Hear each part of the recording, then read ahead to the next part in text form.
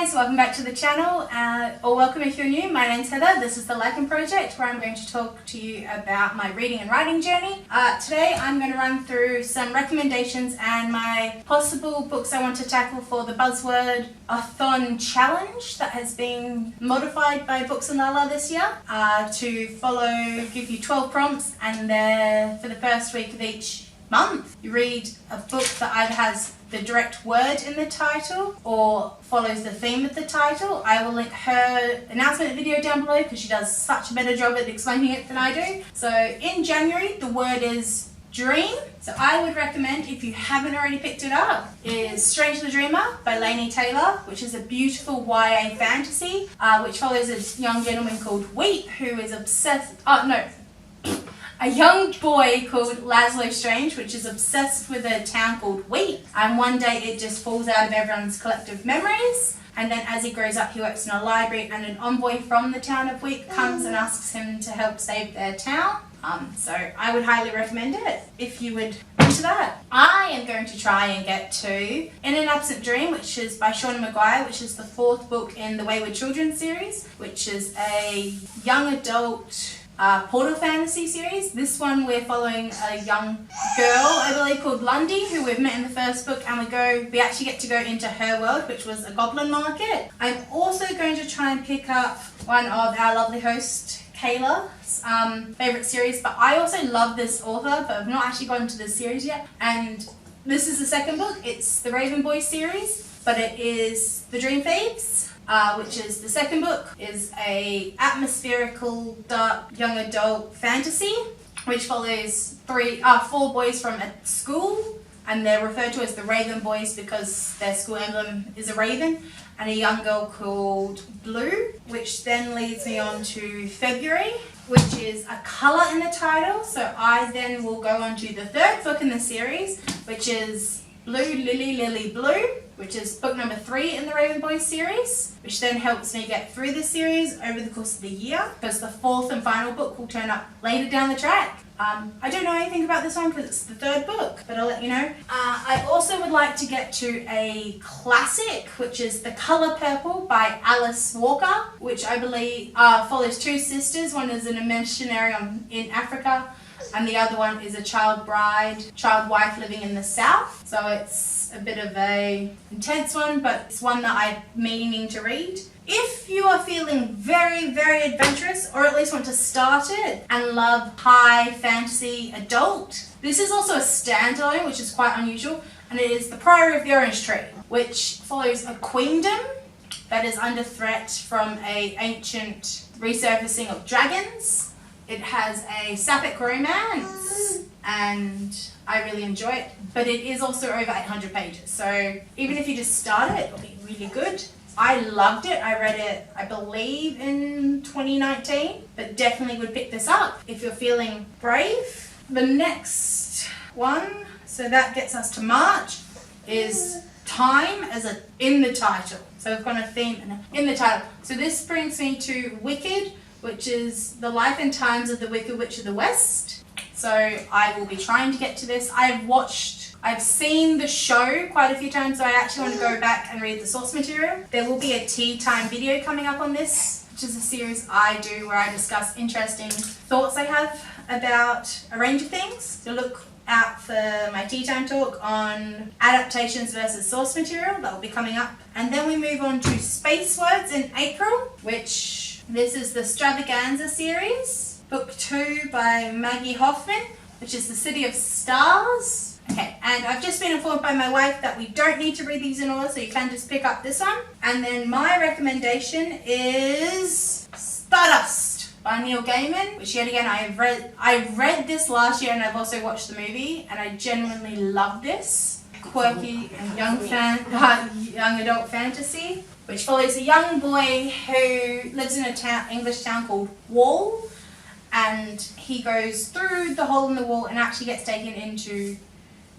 a magical kingdom with witches and princes trying to kill each other to ascend to the throne, and stars falling out of the sky, and pirates catching or fishing for lightning. So that's all exciting. The next one is House. So Crescent City by Sarah J Maas, thank you.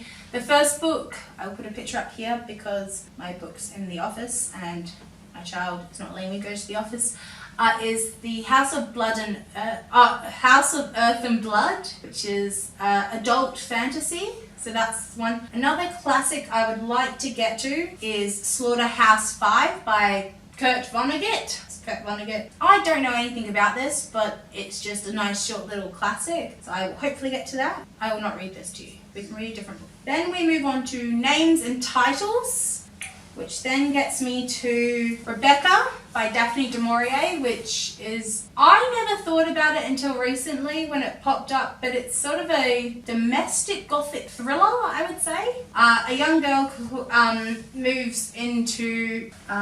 marries and moves to her husband's estate, and there was a mystery surrounding his first wife called Rebecca. So, and her presence is still quite prevalent in the house. I highly recommend this. Apparently it is also a Netflix movie now, so I might go back and reread that. We also have Cassandra Clare. We have Clockwork Prince and a Clockwork Princess, which is the second and third installment in the Infernal Devices series by Cassandra Clare, which is an 18th century? Yes. Or set in the 1800s, sorry. Set in the 1800s, where we follow Tessa Gray. Sorry, I thought it was Tessa Dare, that's an author. Tessa Gray as she gets thrown into the world of the Shadowhunters.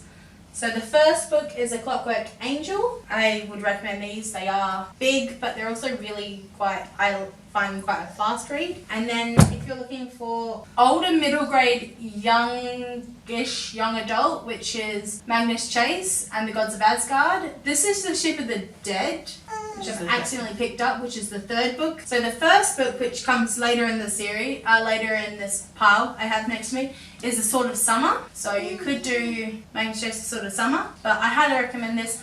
This has a very snarky protagonist in it called Magnus Chase, who dies at the beginning of the story, and he then just takes you through his arc, and it follows Norse mythology. Then we move on to Last. I don't think I've actually read any books that have the word last in the title, so I'm going to just pick up this book, which is The Last Werewolf by Glenn Duncan.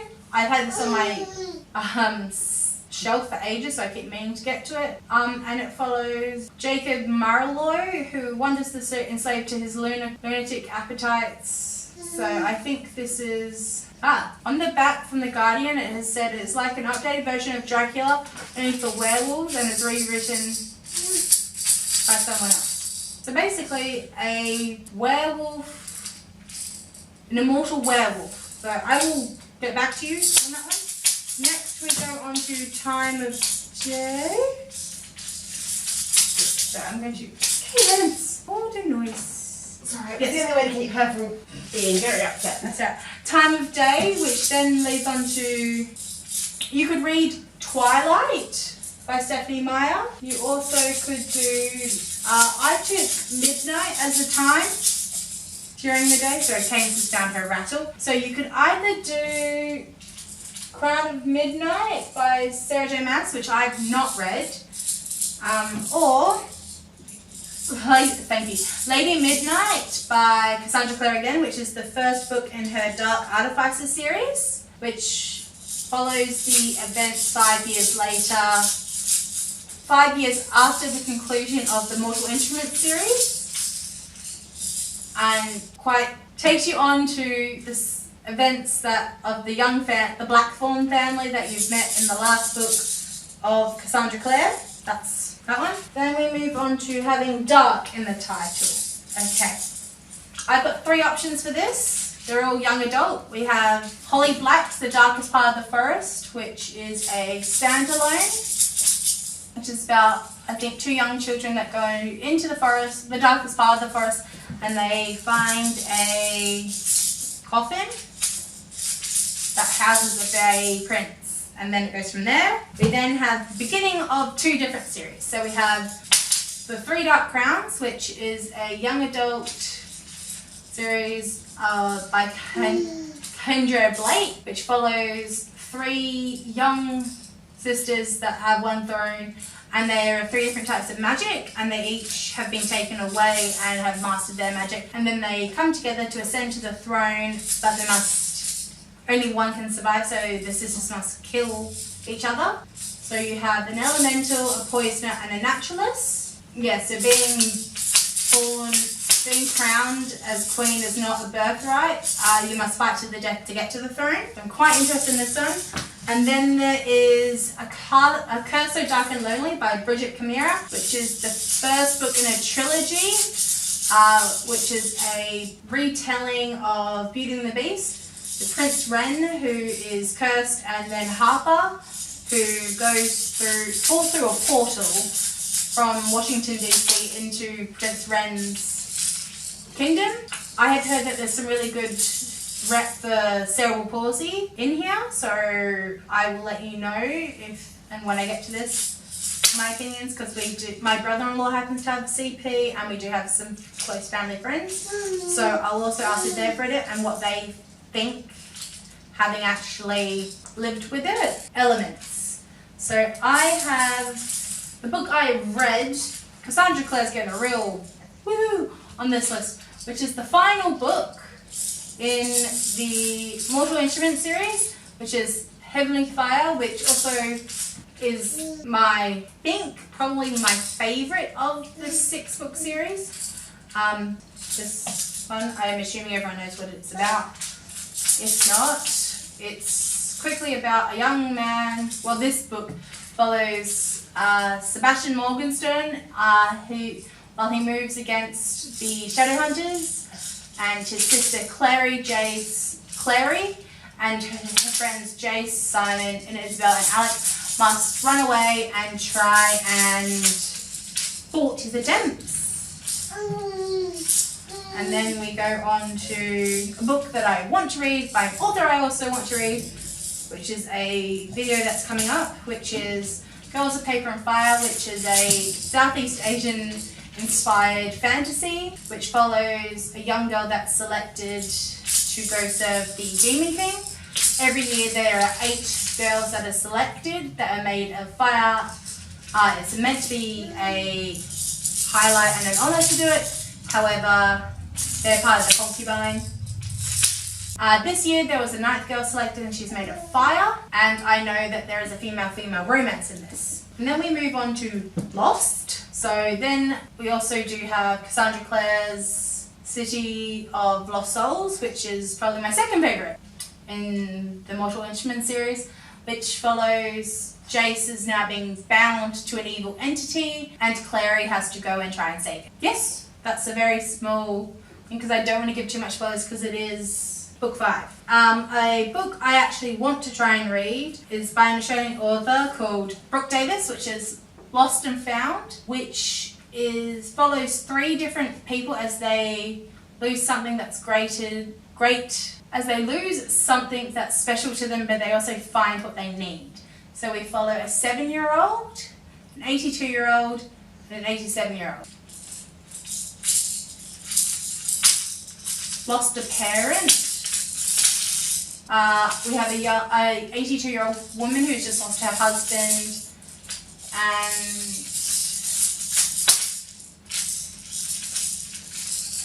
I think Carl, who's our 87-year-old gentleman, who I think actually has dementia, so he's losing his mind or his memories. And then that takes us into the final, which is,